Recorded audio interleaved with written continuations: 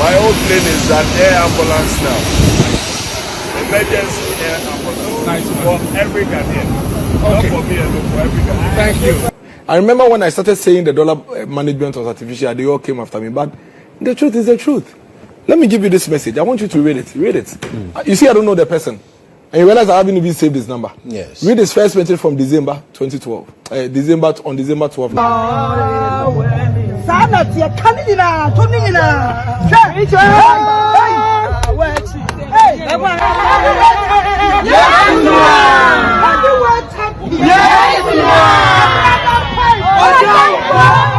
Masa, mabɔ misɛm hyia de ama Ibrahim Mahama.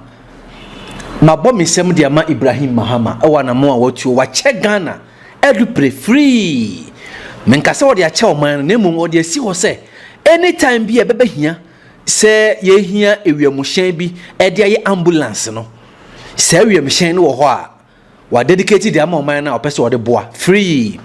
Adentina ama ode sansem wo ya todwa be se ndura achi ene ba beda dwa se Ibrahim Mahama a oye Ghana man pene His Excellency John Dramani Mahama sremu se jata ni nua be maketwa a ono ena eye Jata group of companies openina eda no Ibrahim Mahama na be se nansani ena o launch brand new tier rubber customized private jets a ya twere Jata aguhu den.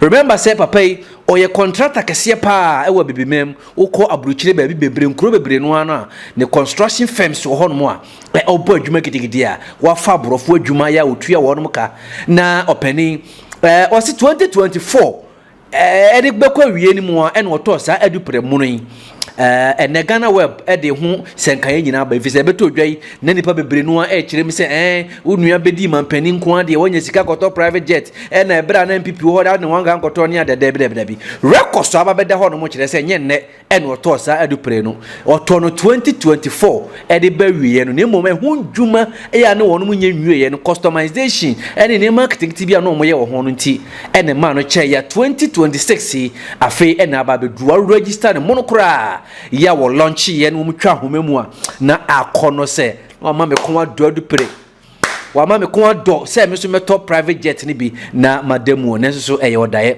na o kire se dada bi na wo hodada a na ode ya adwuma ye nti do kan. How do you feel about your old plane right now? My old plane. My old plane is an air ambulance now. Emergency air ambulance. Nice. For every Ghanaian. Okay. Not for me alone, for every Ghanaian. Thank you.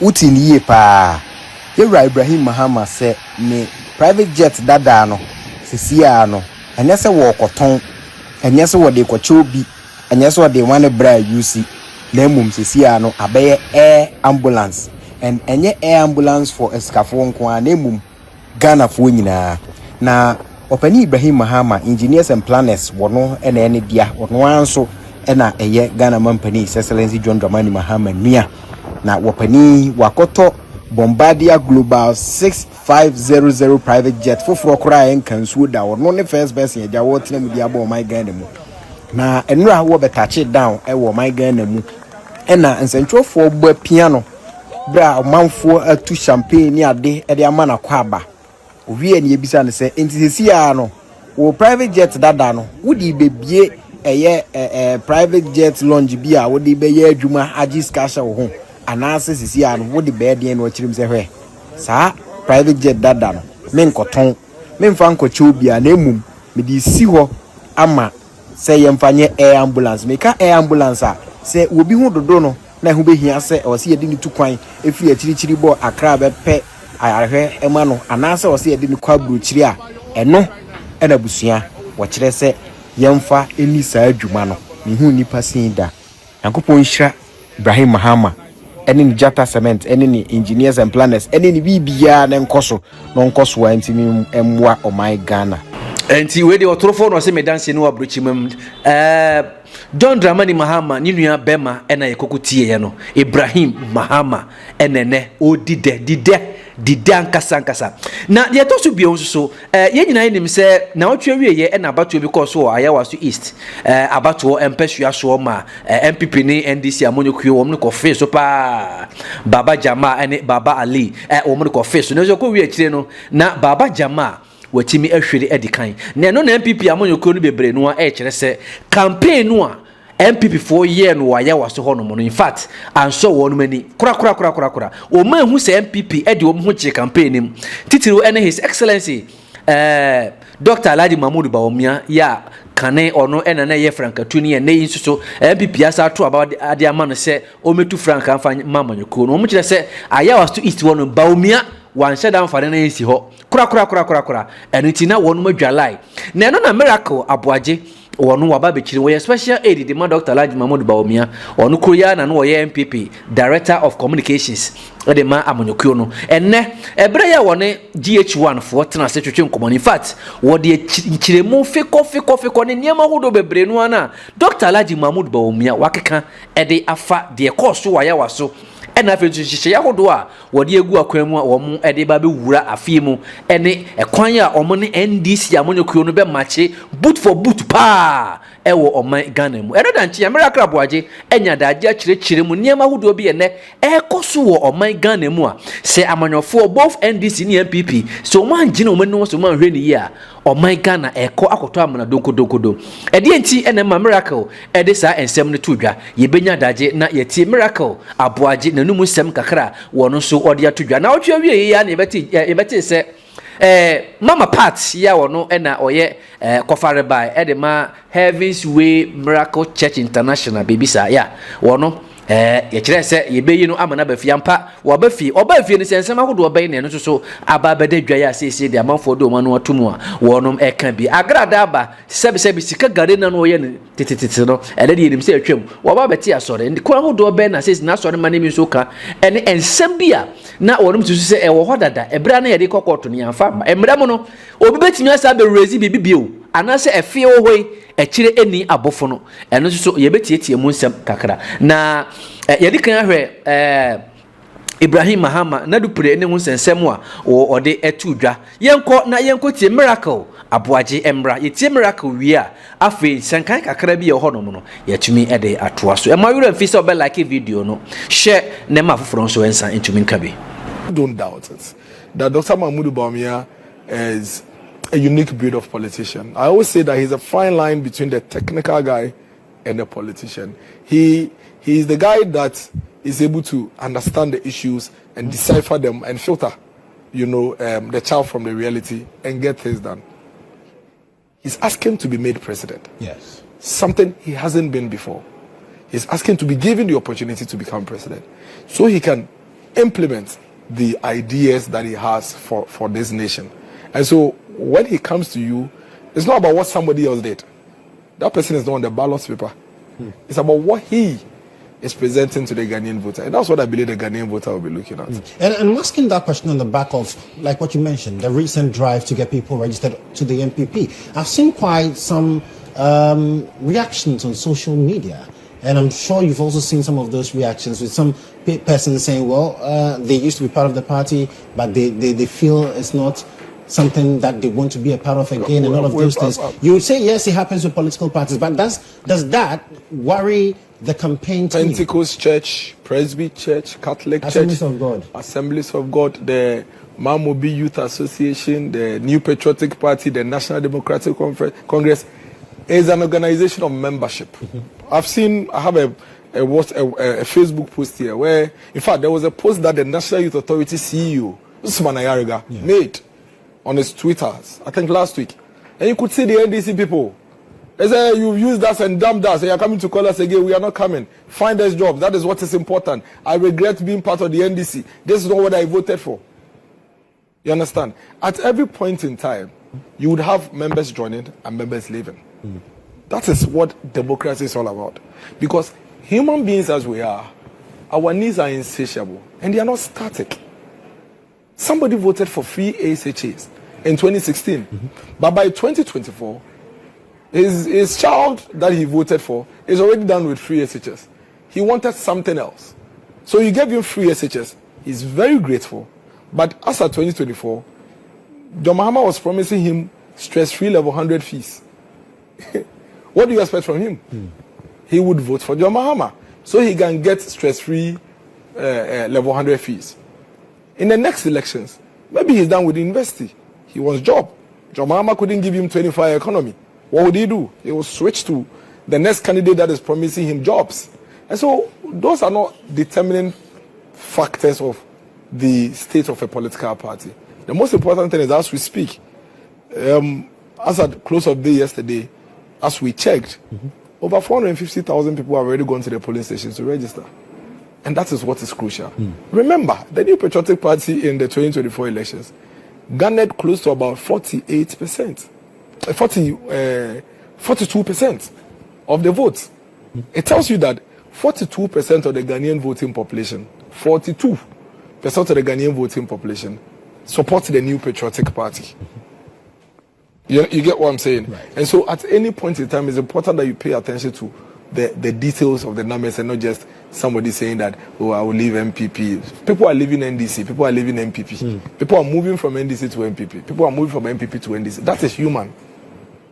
Our job is to put in place systems and structures that will give all these people very good reasons to stay with us and not to move to the other side. And one of the reasons why I'm asking also is because I've seen some of your party people say that this is real danger for the NPP. And these are NPP people making those assertions on social media. The NDC guys who spoke under Usman Ayeka says, is there danger to the NDC? No, I'm talking about known figures within so the that NPP is the point. themselves. Yeah, so that's the point I'm making, that others will move. So it moves across the divide. Remember, you see, there's something that we keep missing. We've had 9 elections in this country. 9. And let me draw your attention. 1992 till 2024. 9. Out of the 9 elections, the first election was won by the NDC. And then, in fact, the first 2 elections, before the NPP followed. Out of the 9 elections, NPP has won 4. NDC has won 5. The 5th one was a very recent one. Easy to say that, after all, they won the first one. So, it is not as if the NDC has done something extraordinary beyond the NPP. No. They don't know how to win elections more than the NPP do.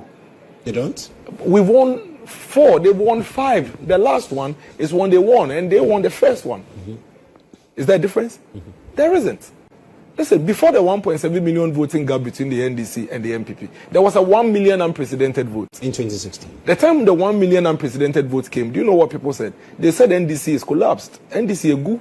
By June, the NDC egu. In fact, all the way into 2021, people said NDC was gone. But they came back. They won by 1.7 million. It tells you that the Ghanaian voter is not a robot standing in one place to be remote controlled. The Ghanaian voter is discerning. If you like today, go and put a ballot box at the University of Ghana campus and tell the student to come and vote and see if NDC will win there. Because the students you promised stress-free loan, you didn't give them. You're giving them post-stress support. The nurses, take a ballot box today and take it to a nursing college and tell them to vote and see whether NDC will win. They won't, because you promised them automatic posting, you didn't deliver. The teacher trainees that you promised to cancel their licensure exams, you didn't deliver. You think they are robots? That you go and put your ballot box there and they will vote for you? Some say it's early days yet. John Mahama has a 4-year mandate. There's a difference between we'll do it in 4 years and the difference between I didn't do it. The stress-free loan is under implementation. He didn't do it. Did he? Automatic posting. He didn't do it. These are not classroom blocks and roads that you say I've started constructing. So you haven't done it. They will vote against you. But students went to school. Some of them had their funds refunded to them. No, you see, you promised them stress-free. Do you know why you called it stress-free as a party? Because you knew that even though people could access funds to go to school, they go through a lot of stress to do that. That's why you give them. So the policy is not just disbursement of money. The policy is underlined by removing stress. So if I still have to... They failed with that? But if I still have to go and struggle to look for a loan and hope that I get it, and then when I enroll, then I apply for you to give me the money, then that's not your policy. Student loans have always been there. I went to University of Ghana with a student loan. I was taken care of. I always have to go and register. Then once I'm on campus, in the course of the semester, Senate will pay me my student loan. That is how we all went to school. So if that is what you were promising the people, then there was no policy. Because what you are doing now is already in existence. It's been in existence since the 80s. So clearly, the government did not fulfill the level 100 stress-free loan. You think that they are robots and they will vote for you? These are students who took decisions to vote for you and vote against the government. They gave them free SHS. So play with them. The cocoa farmers, 1 million cocoa farmers, you're giving them haircuts. I'm sure we'll get into that later. We'll get into You've that given them haircuts. You've taken 1,000 cedis off a bag of cocoa for them. You think they are robots? You are going to explain to them why they should accept for you to take them their 1,000 cedis. Go and put a ballot box in a cocoa farm and see what the NDC. So when you hear NDC communicators say that, well, with what happened in 2024 and what John Mahama has done since then, the NPP, like you also said in 2016, NPP no good. Yeah, so I don't need to say anything to it. The results is there. We all know how these things end, don't we? We all know how it ends. They will lose the next elections. There's no doubt. In 2020, they will lose. But that will be unprecedented because we've not had a party lose elections. It tells you about the evolving nature of the Ghanaian voter. Okay. And all of us politicians must begin to take the Ghanaian voters seriously and not play with them. You don't promise me something and come and do something else and think that I'm a robot. I'll make you and vote for you. It happened to us. It happened to them in 2016. So it will happen to them again in 2020. Clearly, this government is failed from the get-go. Can you tell me, in the past 1 year, 3 months, what this government has done, monumental? In fact, since 1996, let me put it that way, every government that comes to office in their first 1 year has something to show for. In terms of the flagship programs and projects that they say they will do. This government has nothing to show. Zero. Nothing? Nothing. Tell me. Inflation dropping? Oh, you see, economic indicators go up and down. This was the first time. When we came to office in 2017, we dropped inflation from about 15 to about 7. So, have you ever heard us tout that? No. Because those are going concerns. Exchange rates? Those are going concerns. The fact of the matter is that you need to do something that affects the lives of the Ghanaian people everywhere. Are you not worried that you have an economy where, on paper, all the macroeconomic indicators look so flowery, and yet the microeconomy is suffering? In economics, the whole essence of macroeconomic management is to see improvement in the microeconomy. It is the microeconomy that reflects in the pockets of the people. How is it that you have an economy where we are seeing an unprecedented drop of inflation from 23% to 3%, yes, and yet we are seeing an unprecedented rise of goods and high cost of living? Because the government is not driving the real sector of the economy. The government is having an artificial manipulation of the currency. So far, the only thing the government has done to drive all the indicators is to artificially manipulate the currency. And once you do that, you see the results. See, if you hold back money from people, it means that they don't have money to go and buy. If they don't get money to go and buy, what will happen? The people who sell have no choice than to drop their prices. It is when people are buying more that demand will go high. When demand go high, of course, then you have to do more to supply whatever you have to supply, and then it will drive the inflation because people are buying. But if people are not buying, what are you going to increase your prices for? You have to keep it at a certain reasonable rate so people can afford them buy. And that's what the government is doing. Go and check the government's own budget. Pick the government's own budget. And you would realize that in 2025, the government spent only 30% of their budget on capital expenditure. 30%. Prudent spending. Well, that's what they say. So if you spend prudently, real sectors of the economy, prudently in this way, real sectors of the economy will suffer. That is why the agri sector is suffering. Go from the middle belt all the way to the north. The Techiman area, going to Tumu. Go and look at them. They are working on maize. Our agri sector is collapsing. Next season, a lot of the farmers are not likely to go into maize. Soya bean, cashew. And you see, it is a long-term sustainability of the Ghanaian economy that is in question now. And you know why? It's simply because this government decided to lift the ban and the restrictions on importation of grains. So you see, you have gone to buy Galamsey gold, sold it, brought in dollars, flooded the forex market with the dollars. That's what you've done. That's all. You haven't improved on industry and manufacturing. You haven't increased production. You haven't done any of those things. Those are the things that must truly push your currency up. But you didn't do that. You decided to use the shortcut. Once you flood the forex, what happens? The people who have the money will go and buy the dollar. And instead of spending on the Ghanaian local production and buy the maize, they go and buy cheaper maize and bring it in the country. Meanwhile, your farmers are spending more to buy farm input to produce the maize. And then when they finish, the maize is left there. A bag of maize that used to be 1,200, as a result of this import flooding, has moved from 1,200 to 350 Ghana cedis. And yet, they can't find buyers. And the government tells you that a brobo hasn't come down because the government has done anything in the economy. It is because government has opened the back door for foreign inflood of maize. And that is affecting your production locally. So those are serious things. Because the question is that, God forbid, should you wake up one day and your currency has gone up? Because everything you are doing with your currency is external. You don't control it. It's because gold prices are high and you are buying Galamsey gold. And you are selling it and breaking. So God forbid, if all these things that you don't control go haywire, where is the strength of your economy?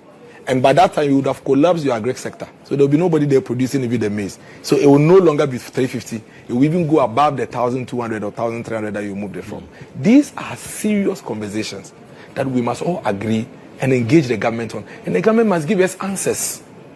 This is not personal. This is not emotional. It's time for us to halt the government from playing with words and really explaining the issues to us and tell us the contradiction. You drop inflation from 22 to 3%. Then backdoor, you go and increase electricity by 28%. Increase water by 15%. You and I know that in this country, usually, PURC will tell you that, we have to do upward adjustments because of inflation, because of the exchange rate. How is it that for the first time in the history of this country, we are seeing inflationary drop in unprecedented manner, exchange rate improvement in unprecedented manner, and we are seeing a hike in electricity? Are you aware that between the NPP and NDC, the one that has increased electricity the most in this country historically is the NDC? Historically. And that is why we are worried, and we want all of you to join us to have a conversation in a way that will make sure that we stop them. See, if we don't stop this government, at the end of this quarter, they are going to increase electricity again. Even though we're told that the current increase that you were talking about was as a result of the IMF program. There is nowhere in the IMF program that says that electricity should be increased every quarter. There's nowhere. Have you seen it before? You keep raising this. We keep giving you the same response. You should go and read it, and for once, come and sit on air and say, guys, listen, it's true. There is nowhere in the IMF report that says electricity should be increased compulsorily. Or there is. There is nothing like that. Let me ask you a very interesting question. 2024, in the year 2024, in the year 2022, in the year 2023, we had an IMF program, isn't it? And yet in 2022, there was no increment. In 2021, there was no increment. So how is it that the people who went to IMF could run the country by not increasing the electricity with the so-called IMF in place? And yet you, that came to inherit, is using that as an excuse to increase. In any case, let me give you this history. In 2009, NDC was in power. In 2010, NDC was in power. In 2011, NDC was in power, right? Now, 2010, NDC increased electricity in this country by 89%. 2010. 2011, they increased electricity by 10%. 2012 by 7.4%. 2013, 58%. 2014, 28%. And guess what? In 2015, NDC increased electricity in Ghana by 90%. Almost double. Almost 100%. Then, in 2016, they increased it by 10%. Let me give you the NPP record on electricity tariffs. In 2017, no increment on electricity. In 2018, 17.5% increase. In 2019, 17.4% increase. In 2020, no increment. In 2021, no increment. Then in 2023, 51%. In 2024, 6.47%.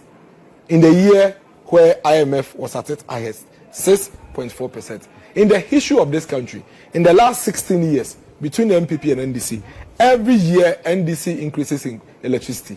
NPP, on 3 occasions, 3 years out of our 8 years, we didn't increase any electricity.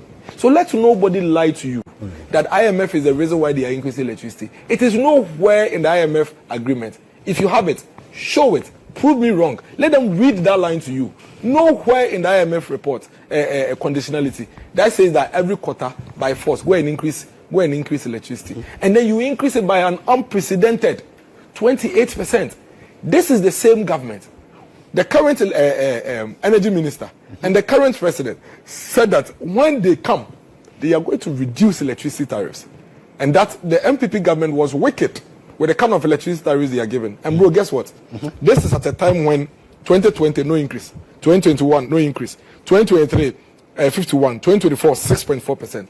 In the last 4 years of the NPP, 2 years we didn't increase any electricity. And yet, at that time, they said electricity was so high that when they came, they will increase. Then you come to office. In your first 12 months, you increase it by 28%. As we speak, they are planning to increase the electricity again at the end of the quarter. And we've told them that it will not be accepted by the Ghanaian people. Right. So the reality is that if the Makola woman is not reducing her goods, the finance minister should stop saying, we beg them, they should reduce. We beg them, he should stop it. Because dollar is not the only price determinant for the Makola woman. After the Makola woman has changed dollar from 10 cedis, which she is happy and grateful for, she has electricity to pay, she has water to pay, she has her rent to pay. Then when she gets home, she has her own electricity to pay and her own water to pay, all from the business she's doing. So if you increase the Makola woman's rent by 20%, you know the government has done that, and the women were demonstrating, 20% or more, and then you increase their electricity by 28% and increase their water by 15%, and then they decide not to reduce their prices. You think they are wrong? It's not a zero-sum effect, because whatever gains they made from the exchange rate difference, they are giving it back to you through electricity, water, and rent. Well, there seems to be too much PR by this administration rather than letting Ghanaians know the reality on the ground. Yes, because you see, the government, when they came in, realized that the whole country was very emotional. There's no lie about that. The country was very emotional with especially the macroeconomic indicators which were fighting to bring it down. Yeah. So they just seized on the emotions of the people and thought that, listen, anything we do that makes the numbers look good, the people will not watch the details behind the numbers. So that's what they've been on. But I kept saying it. I think I said it here with Sewa, that it's artificial and it's just a matter of time. I remember when I started saying the dollar management was artificial, they all came after me. But the truth is the truth. Let me give you this message. I want you to read it. Read it. You see, I don't know the person. And you realize I haven't even saved this number. Yes. Read his first message from December 2012. December 12. December 12. What did he say? Please bombard the NDC government hard to pay validated contractors and suppliers, so pay back their loans and bills and also look after their families as they are comfortably doing. This is what, December last year, right? Yes. And then today, what's the message? Just when we were having a chat, what's the message? Miracles, the contractors are still languishing in poverty, not paid. You see, so this is the reality of the people. But this is someone who perhaps knows you, because yes, because if he doesn't know, the roads minister as well, that contractors have been paid. The Chamber of Road Contractors president spoke last week and said they have not been paid. His name is Nana something. He's a chief in the Kiapim area. He said they've not been paid. That is the PR I keep telling you about. This is a contractor. The Chamber of Contractors, the chief, he spoke. He said they haven't been paid. The minister says that 10 billion. Go and test it, go and find out. And that's why the contractors are back on site. That's what they do all the time. That's what this government does all the time. They give some money to the Pokwase contractor, give some money to the contractor on the motorway, and then it covers everybody, and people suffer. That is why People's Forum, we always amplify people's concerns. And that's why people keep sending us documents and information. Because you see, people are languishing, and they don't have the platforms to actually air their views. Because this government, when they came, strategically decided to suppress every dissenting view. How so? Oh, come on. I mean, once you speak, they say you are a naysayer. You don't want the country to progress because you are saying that he's managing the currency artificially and it will hurt the country. And then he goes to the people and says, you see, the thing has come to 10. You see, they are not happy. They are bad people. Meanwhile, we know that this day was coming. How is it that this economy is doing so well, you can't pay contractors? How? How is it that an economy that is doing so well, you can't pay your contractors? How is it that an economy that is doing so well, you have your teachers and nurses working for 14 months and you can't pay them? 14 months. They have to picket. They've been picketing almost the whole of the whole half end of the year, 2025. You still didn't pay them. In fact, 2 or 3 days ago, we heard that you have even deleted some of the arrears. How is that possible with such an economy, if that is the reality? Because the government itself is struggling from the artificial management of the economy. Because if your economy is performing this much, then why are we struggling? This government came at a time when we had built our gold reserves to about 38 tons. They have sold half of it. Half. They have injected how much? Over $10 billion into this economy. Cash. And yet we are still having challenges with paying basic things. Basic releases to even ministries. The finance minister's own colleagues. He's not releasing money to them. I'm not the one saying it. It is not gossip. Go and pick the budget. Go and read the budget. Go and check the budget. If you really want to understand the realities of this economy, go and look at the budget and check for yourself. So you see, there should be a time where we will say, enough. We have a country to run. And that if it breaks, we are all in it. My brother Kofi Tonto has a scenario he puts in, and I think it's a perfect description. We are admitting that the country was sick by the end of 2024. In fact, we've been working to cure this country since 2022. That is why inflation at some point went all the way to 54. But by the time we got to 2025, it had come to 2023. It means that there was work ongoing to cure it. And then you came blabbing. Braggarts say big things. We'll do this, we'll do that. The president, cocoa farmers, I'll build boreholes in every cocoa farm and give you polytank. I will give all nurses automatic placement. I will cancel Lancaster exams. I would give level 100 students stress-free money. You said all manner of things. Then you came to office. All the things you said you would do. Shift job 133. You haven't been able to do any of them. And then whenever we ask you that the country is still sick, we are suffering, so keep quiet, stop talking. Don't you see we've prepared the portion and given it to you? We say, but this portion you've given us, this medicine you've given us, it's not curing us. Forget about cure. At least we have given you medicine. That is what the government is doing to us. So when the president says Ghana is back and that they've been able to rescue us from the doldrums, you completely disagree? You say it's artificial. Wait. The teacher, are they good? The nurses, are they good? The civil servants at the ministries, are they good? Even the businessmen who are getting the cheap dollar are complaining. Makola women, for the first time in years, went on a protest 3 days ago. People are talking about their high cost of living. Haven't you seen it on air recently? Somebody that used to buy 250 Ghana cedis of electricity is today buying 450 cedis. Well, ECG says it was a fault with their meters. But it's been running for 6 months until we made noise about it. 6 months. The same thing they did with the cocoa farmers. They were struggling since October until we made noise about it in January. The teachers who are still protesting, they've been protesting for 14 months. So, is it the country that is back? Is that a sign of a country that is back? Back from where? Before you came into office, teachers didn't have 14 months in arrears. Before you came into office, electricity was not 28% more than it is now. Before you came into office, water wasn't 15% more than it is now. Before you came into office, the Makola women were paying less for rent. Before you came into office, students were not paying 10 cedis from Okponglo to Ibandi. Before you came into office, Ibandi hostel was 6,200, not 7,800. Before you came into office, University of Ghana fees was 1,615, not 2,635. Ghana is back to where? Struggle. Ghana is back to struggle. That is the reality. Of what good? It's a 3% inflation. To me, who used to pay electricity 250 cedis when it was 23%, and today it is 3%, I'm paying 450. Wouldn't I rather wish it's 23, so I pay my 250? That is how bad the situation is. The situation is so bad that people wish we are in the 23% inflation era because it was cheaper. It was cheaper to go to the University of Ghana. It was cheaper to sleep in Ivandi Hall. It was cheaper to travel from Kaswa to the ministries. It is more expensive now. So if you come and tell me that your transportation is expensive, but clap for me because inflation has come down, what sense is that? Fuel prices have also been reduced. How is it that fuel prices have come down, but I'm paying more for my transport from 37 to Pukwase? Then fuel price should as well just go back to 14 where it was, so I can pay less. So it is back to where? When the president says Ghana is back to West, that's the situation. This president came and all of a sudden we are in an energy crisis. Even after paying 1 cedi on every liter of fuel or so we buy, we still have Dumso today. Go to Ashanti region. It's sad.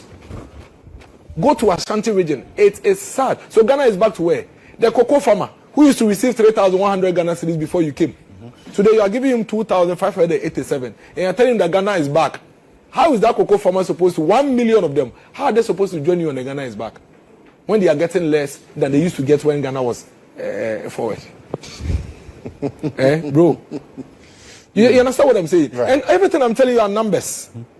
Numbers. I am not saying anything else outside what the numbers are. And that is our reality.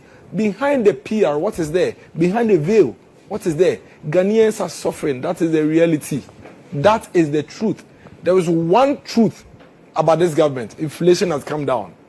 Fuel prices So on have that come score, down. at least you agree with the government? Absolutely, there is no debate.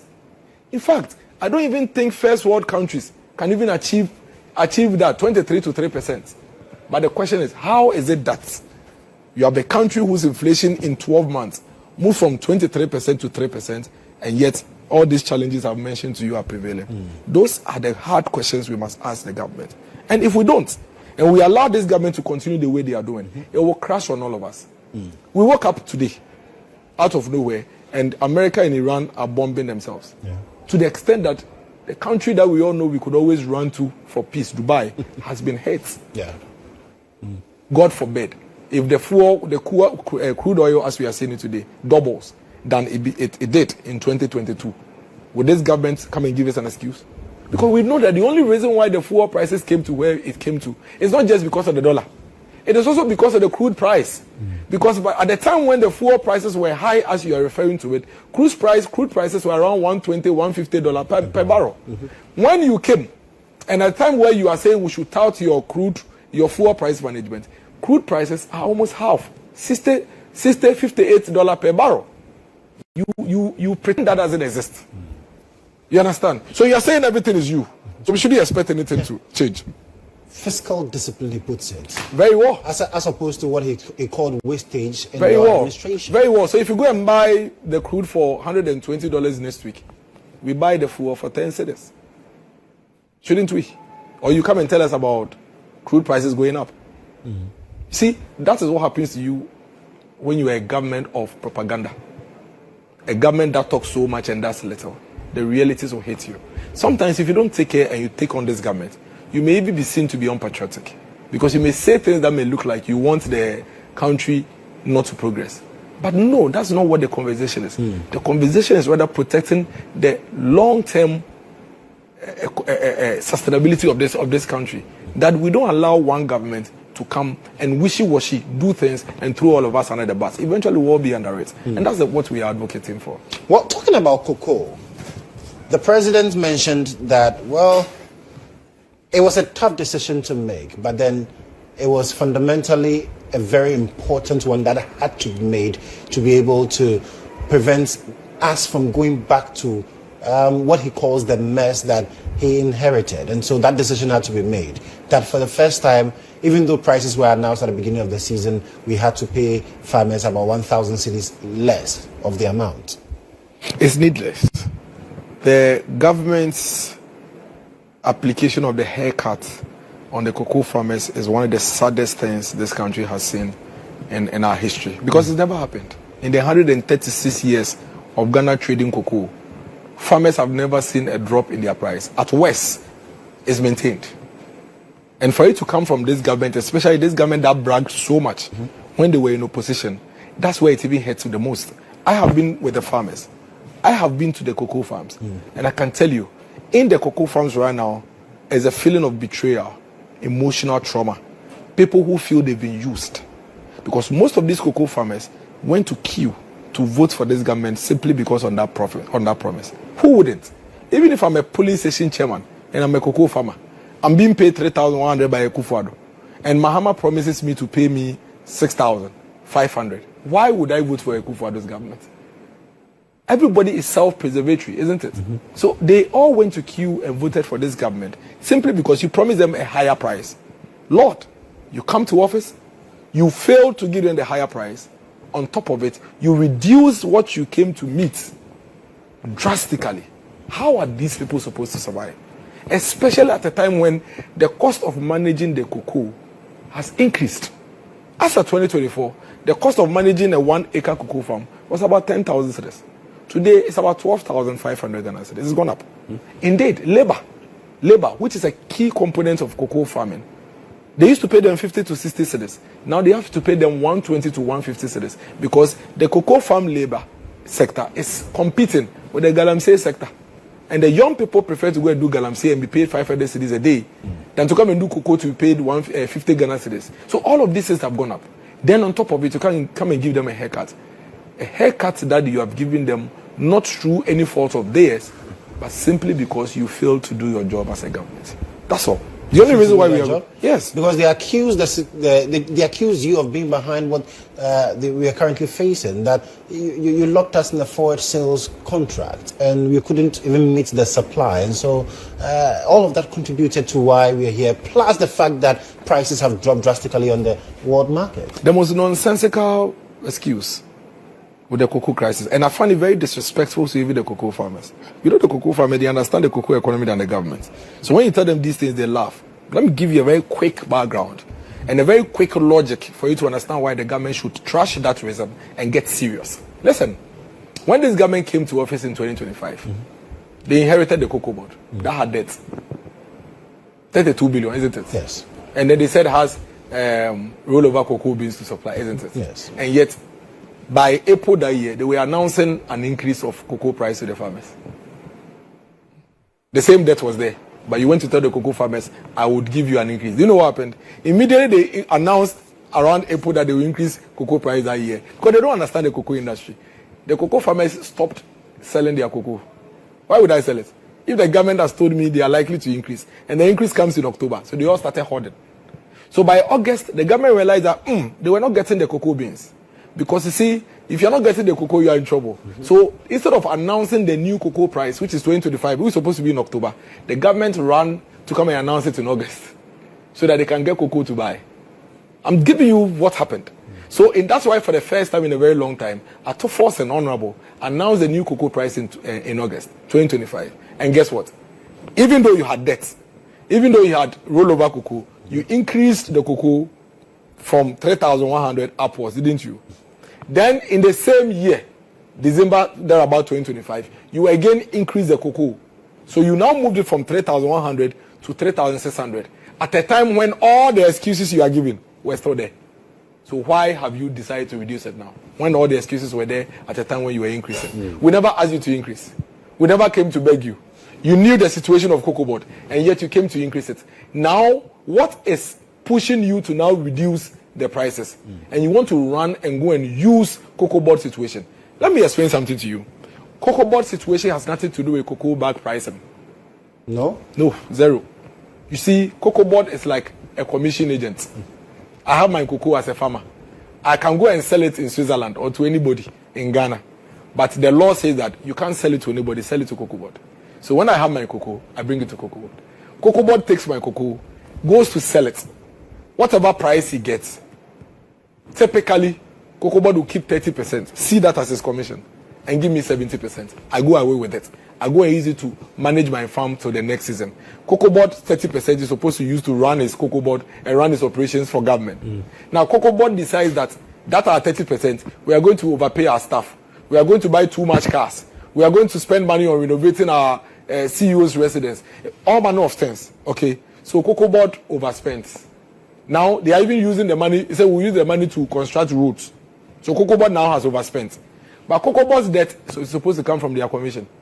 Not from my price of bag. Not what I'm getting. So when I bring you my bag of cocoa, your debt has nothing to do with me. You only deal with your debt and your situation from the commission that you get. Isn't that the case? Now, this is why we are where we are.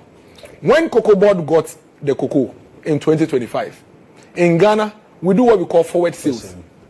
Now, forward sales simply means that you go to the buyers and negotiate with them that from October 2026, I'll get cocoa. I'm expecting about 650,000 tons of cocoa I want to sell. Then the buyers will say, okay, today we'll give you $5,000. Tomorrow they'll give you 4,000 for 200 tons. Next week, you are selling. It's not like you're selling nowhere to go. You're selling to different people at different prices. throughout the year. So when you get to October, by the time you get to October, you have already sold all the cocoa you are now going to get from the farmers on paper and lock down the prices. Now, when you lock down the prices, it is the average price you got from, let's say, March to September that you will look at and use it to determine the bag of price that you give to the cocoa farmers. Because that is what you've sold to the market already. So if you take that money, you know that, oh, there were some days I sold it at 5,000, 4,000, 3,000. So the average is $4,000. Yeah. So I can afford to give you 3,200 out of that $4,000. Are you following the conversation? Now, when you announce that in October, in Ghana, we have what we call the farmer guaranteed pricing mechanism. You can't touch that price. You can't bring it down. You can only send it up. Because you have already sold my cocoa. Now, it is this forward sales contract that Cocoa Board will take and go to the banks and tell them that, let's say, I have some buyers. This is my contract. Give me money to go and buy the cocoa beans and go and give to my buyers and take the money and come and pay you. So Cocoa Board will now go to for what we call syndicated loans and go to the cocoa farmers and now settle and say, bring your cocoa. I'm buying. Knowing very well that I have a contract. As I buy, I ship. Immediately you ship, the buyer transfers money to your account. You pay your bankers. Cocoa farmer doesn't even come in. You understand what I'm saying? Now, what happened in 2025 was that this government, clueless government, refused to do the forward sales when they were supposed to do it. Because last year was a windfall for cocoa prices on the international market. At a point, it went all the way to $13,000. All the government needed to do was to sell the cocoa. Bro, are you following? I'm following. Sell the cocoa. So when it was 7,000, 8,000, 12,000, 11,000, you are selling. So by the time we go to January 2026, you have already sold your cocoa. Usually it is the light crop season. That's small cocoa will be there to sell. That one you don't bother because it doesn't even impact the pricing. Because if you sell 80% of your cocoa during forward sales and you got between 7,200 and 13,000, you don't have to reduce prices for farmers because the 20% will make any difference. You can still pay them what you have to pay them. But they didn't do it. So by the time they realized early this year, the price has dropped from $7,200 to $4,000 and they have cocoa in stock. I'm not the one saying it. The CEO told everybody that he has 50,000 tons of cocoa that he cannot sell because it's too expensive. It's expensive because now the price has dropped from 7,000 to 4,000. Meanwhile, you took the cocoa from the farmers at a rate of 3,600. So if you sell it anything less than the 7,200, the money you will receive cannot give them the 3,600. You are getting it. And the thing is stuck in your warehouse. That's not all. You have close to about 70,000 tons that the farmers brought to your LBCs. And the LBCs didn't receive them because they said there was no money. Yes. The farmers took it back. I have been to the cocoa areas. It's in sacks in their storage. So they took it back. October, you didn't pay the farmers. November, you didn't pay the farmers. December, you didn't pay the farmers. January, you didn't pay the farmers. The farmers didn't even celebrate Christmas until they reached out to me and my team that this is the situation. Nobody even knew about it. Did you know about it? No. It was when they reached out to our team and we got to know that, this is how bad the situation was. That over 1 million people didn't actually celebrate Christmas in the country because government had not paid them. Government owed them 11 billion cedis. Then we ventured out to go and really investigate the situation. Initially, government even denied it until we started now going to the people and speaking to them. Then they ran to cabinet. Then you go into cabinet, come back the next day, take a microphone in Accra and tell the farmers that it's as if you are forcing us, then it's okay, we've heard you, but we can't pay you 3, we'll give you 2.5, take it or leave it. Basically, that's how they treated the farmers. No engagement, no consultation, nothing. You just came out of cabinet and came to announce to them, I'll give you 2.5, expecting that they should just accept it. And now, your reason to them is that because Cocoa Board has debt, and that a Akufo-Addo government, and NPP government, and and the farmers are telling you that, but since we started doing farming, there's never been a year that we heard Cocoa Board is not in debt. Cocoa Board has always been in debt, but it has never affected our price. Right. When we took office in 2017, do you know the situation at the Cocoa Board? 19 billion cedis of debt. 19 billion cedis of debt. 193,000 tons of metric tons of cocoa that they did not supply from 2015. The rollover, they didn't supply from 2015. And then excess of over 250,000 cocoa that they didn't buy at all. They went for a syndicated loan of $1.8 billion in 2016. They squandered all on roads. By the time we got to December 7th, it was left with about $400 million. Go and read the Auditor General report. Between 9th December and 31st December, this government that is talking plenty spent the $400 million, which was meant for buying cocoa, on contractors and gave the money to contractors. So when we came to office in 2017, there was some 250,000 metric tons of cocoa with the farmers that the $1.8 billion was supposed to buy, but that money is gone. That is where the government now had to fall on Bank of Ghana for some cocoa bonds, loans, to be able to use to buy the cocoa that they squandered the money on contractors on. Even that, by the time we got to September 2017, the NPP government had paid off about 12 billion cedis of the 19 billion that we met. That is why when we raised this 19 billion, they said, no, it's not true. When they came in 2017, the debt was 6 billion. This is a financial statement. They forget that that financial statement was prepared by us somewhere July 2017. So it's not their 2016 financial statement. Right. So when you look at the financial statement, the 19 billion has been paid. Out the Cocoa Board document here, I'll share with you, 12 billion had been paid. Now, let me tell you what we left for the NDC government. As of 2025 January, there was 32 billion Ghana cedis of debt, which translates to about $4.7 billion. Okay. There was just about 163,000 rollover cocoa beans that they had to supply. We had 193,000. In fact, the $193,000 tons that we inherited from them were even charged $7.5 million because they refused to tell the buyers that they couldn't supply. So we were even charged penalty. We paid that, supplied the rollover cocoa, bought cocoa for the period. In that year, 2017-2018, international cocoa price dropped. We didn't reduce cocoa farmers price from 475. By the time we're living in January 2025, cocoa prices had been increased by us from 475 to 3,100 Ghana cedis, in spite of all the debts and challenges I've told you. The Cocoa Board CEO under their tenure was placed in court to answer for some of the mismanagement. When they came to office, they filed a nollie prosequi for him and left him to go free. How dare they? How dare the NDC that leave their friends who are in court to go home scot-free to even talk about other people? In 2025, we left a debt of 32 billion. Yes.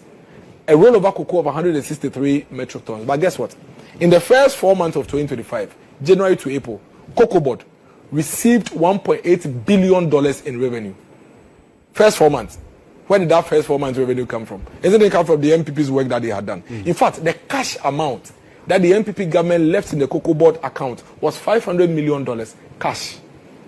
$500 million. Ghana International Bank account in London, cash, $500 million. And let me blow your mind.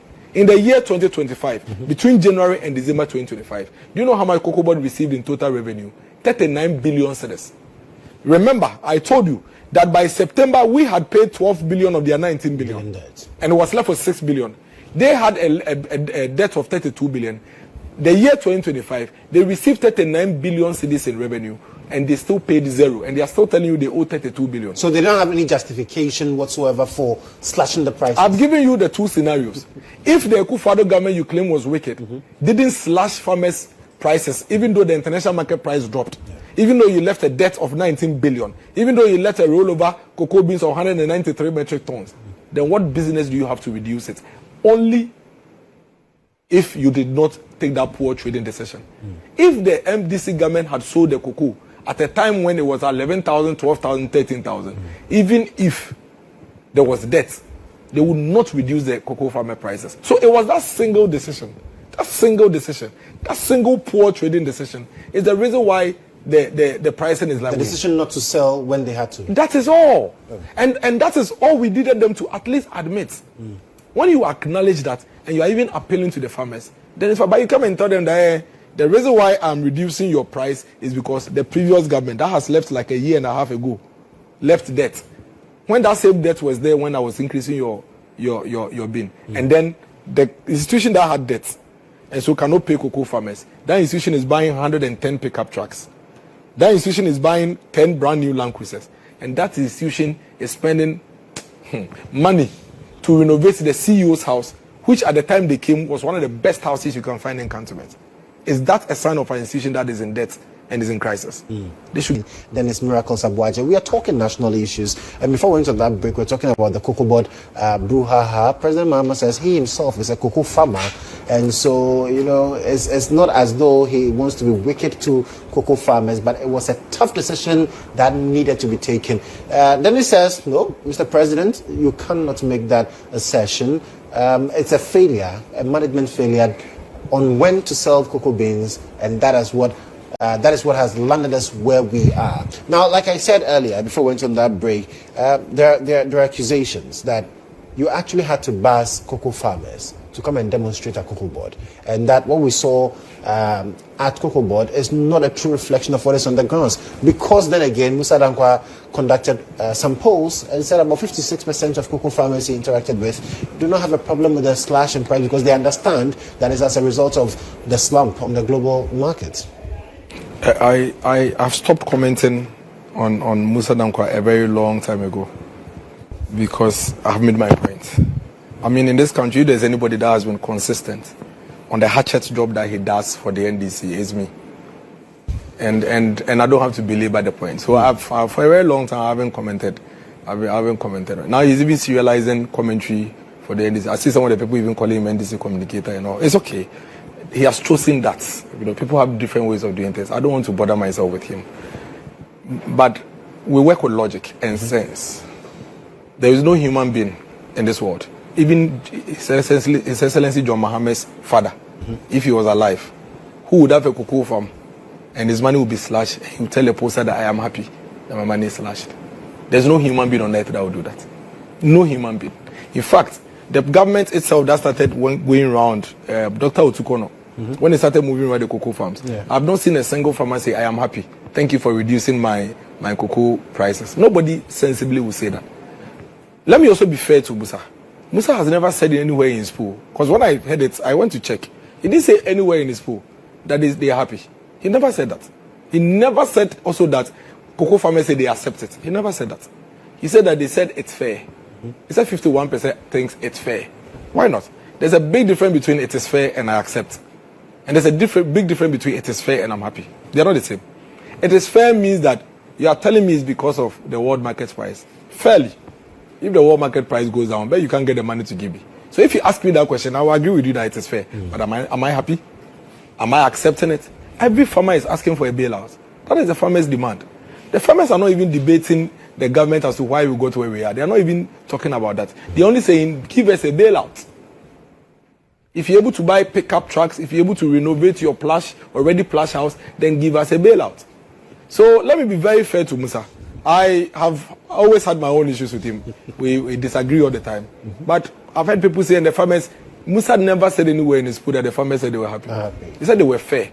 It may be fair, but I may not be happy. It is fair that my time is almost up, so I leave. But do I want to leave? No. You understand what I'm saying? So if you ask me that, oh, by your time is up, you have to, is it fair? I say, yes, it's fair. But if you ask me, am I happy? I'll tell you no.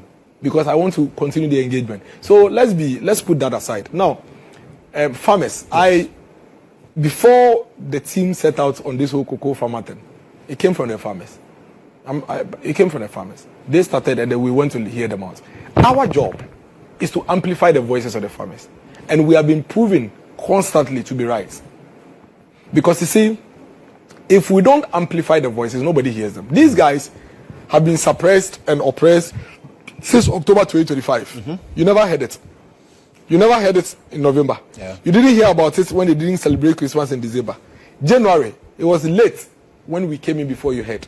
So I have absolutely no problem when somebody says that. Miracles, that's our job. Our job on the People's Forum is to amplify the voices of the people.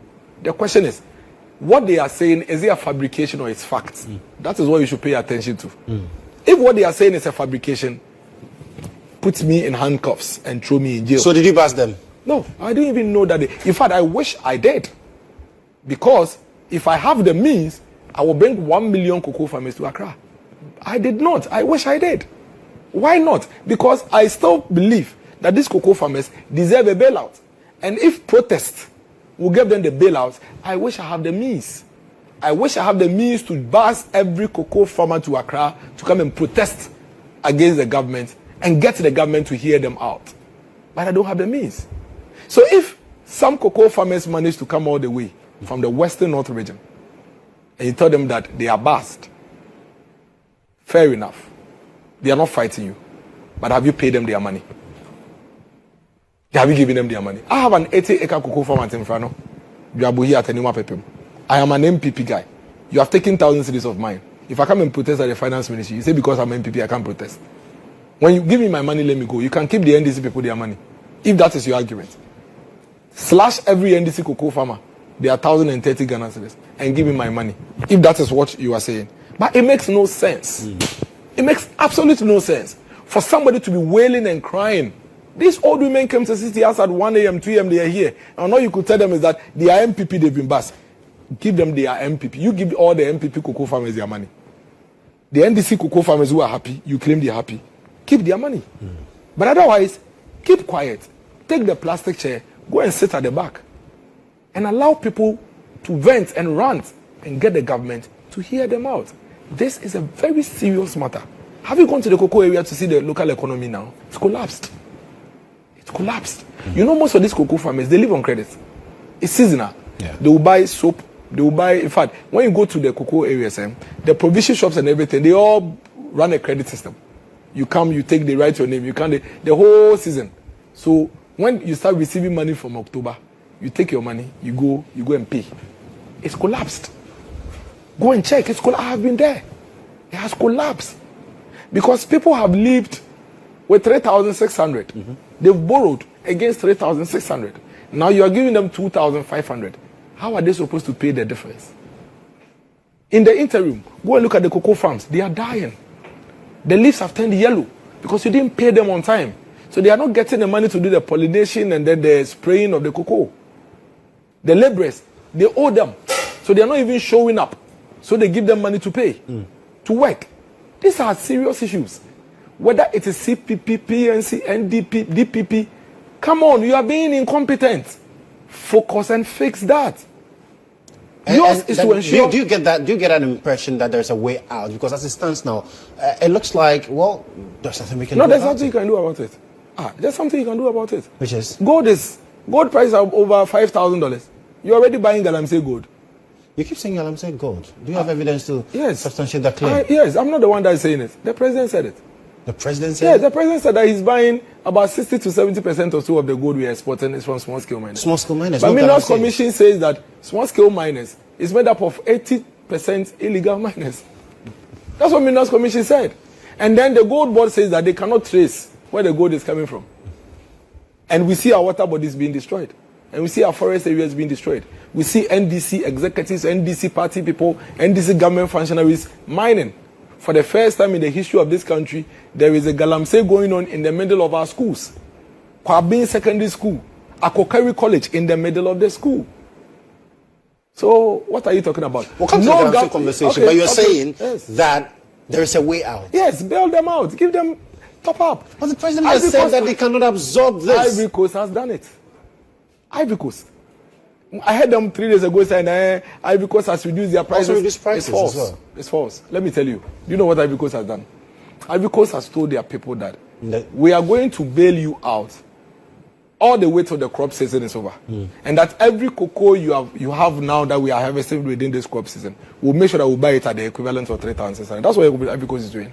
What Ivory Coast is about to announce, which they haven't even done, is for the new crop season, which is starting from March for them. The minor season. Yes. As for Ivory Coast, go and look at the Ivory Coast market. They always announce prices twice in a season. The main season announcement, and then when they get to the minor season, they announce it. In 2021, I think, October, Ivory Coast reduced the farmer price. Ghana, we didn't reduce ours. Isn't it the 2021 that they said it was a criminal economy? Even the criminal economy managed to find money to pay cocoa farmers. Because cocoa is critical. Listen, if you don't give the farmers the bailout, it's not just an issue of you have reduced they are going to sell and cut their farms. For Galamsey, the biggest threat to our cocoa industry today is Galamsey, which is being enabled by this government. This government, their own functionaries are involved. Their own functionaries are involved, actively involved in mining. This government is a wicked government. This is a rude disruption to our progress. Very rude disruption to our progress. That they said so much. talk so much. You know, this whole Galamsey thing is one of the key things that brought this government to power. Today, look at them. Shameless. They should bow their heads in shame with how they are destroying our forest areas and our river bodies. Government has lost the fight? They haven't lost it. They are the ones fighting against the state. They haven't lost any fight. They are not fighting. They are fighting against the state. Which fight? You think government is fighting Galamsey? No, government is Galamsey.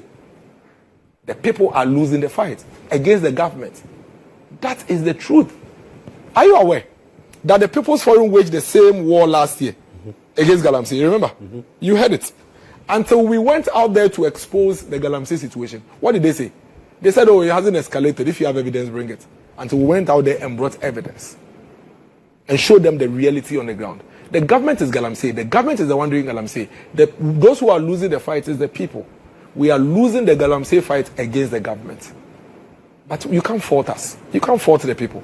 We trusted this government. We believed in this government. We hoped this government would be different. At least live up to their own words.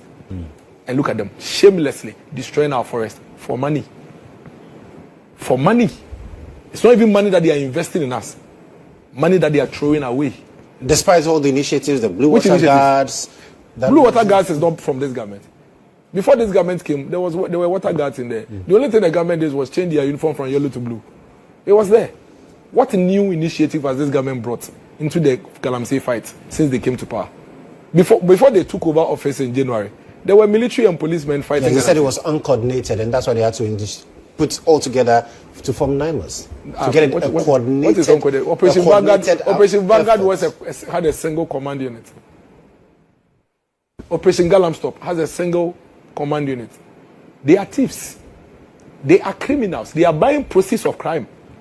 That is who they are. That you mislead people in this manner, that you betray people in this manner is a crime. There is no greater crime than betrayal. Listen, I get emotional when I see this government behave this way. Because we all accepted that we're in a difficult situation. And you came to tell us so much. I went to River Ofen. This is a police checkpoint. This is where the Galamsey is. I still have the shots.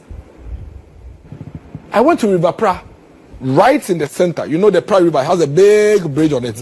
When you are driving on the bridge, you can count like 20 chamfans and 30 excavators right by the road. The Upper Dencha East NDC chairman held a military man, almost strangulating him, telling them to leave the area so he can mine. You know the NPP, NDC national executives who were referred by the president to the security agencies to investigate them. Yes. It's been a year.